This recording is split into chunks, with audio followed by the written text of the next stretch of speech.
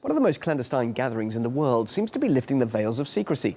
The Bilderberg Group is famously shy of press attention, but this year its annual confab is inundated with reporters from some of the world's top media outlets. RT's Sarah Firth went to Watford near London to try and find out what the world's most powerful group might be talking about. Welcome to Bilderberg 2013. It's the gathering of world leaders and it's taking place here in Watford in the UK. So at the exclusive hotel you can see about a quarter of a mile in the distance there, and perhaps not the most glamorous of locations for the 140 delegates who are expected to attend. Among them, some big names. We've got the Chancellor, George Osborne. We've got his Labour counterpart, Ed Balls, as well as the former US Secretary of State, Henry Kissinger. You've got the former head of the CIA, David Petraeus.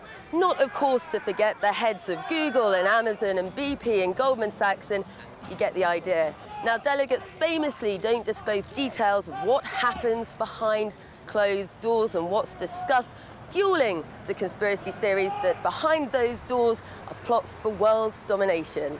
But this year, has Bilderberg gone mainstream? Because for the first time ever, we had some press contact. And to speak to me more about that, I'm joined by Charlie Skelton. He's a pro-transparency campaigner. You've been covering this closely for a number of years now. Break it down for us and, kind of separate the conspiracy theories from what we actually do know, because there are talks of plots for world domination, but what actually does happen at these Bilderberg conferences? I can't really say what goes on. What goes on out here is a growing frustration that the media relation between this group and the press and public is so poor.